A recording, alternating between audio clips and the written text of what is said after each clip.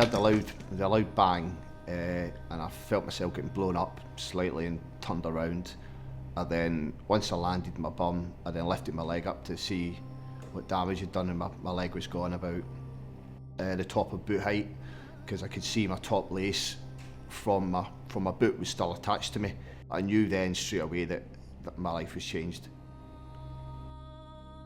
Stu Pearson was the second British soldier to step on a mine at the Kajaki Dam in Helmand Province that day in September 2006.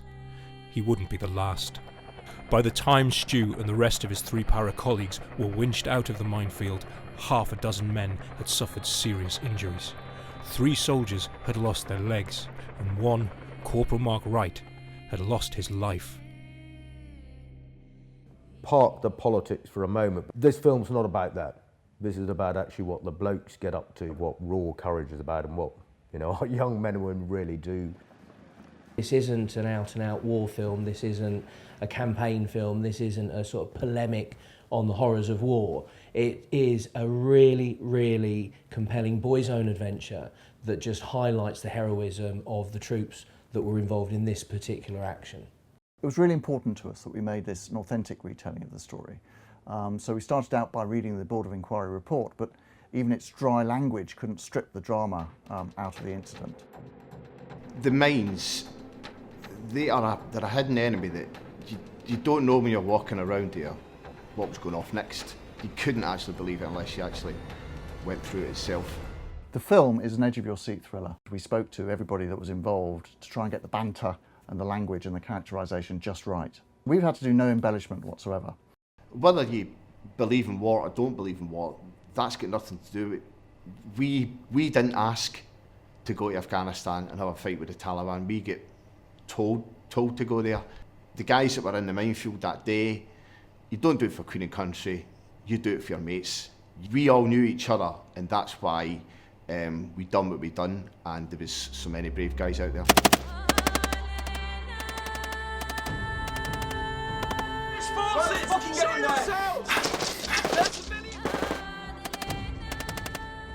The war will be over soon there, but basically myself and over 200 members of the armed forces have lost limbs.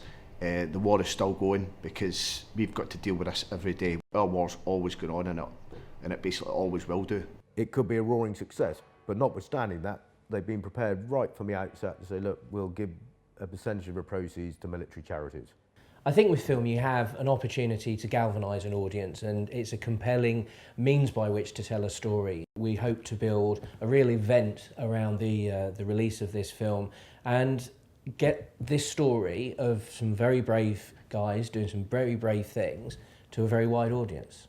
This one incident, just the extraordinary bravery actually within it, that's why this needs to get filmed.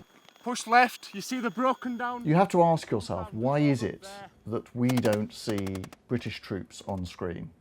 The Americans quite happily make war movies about their heroics, but we never seem to show our heroes. Did heroism die out in 1945? This modern generation needs some kind of representation on screen, and it's really important we get this made. Once we're out of Afghanistan, we're going to forget about this campaign.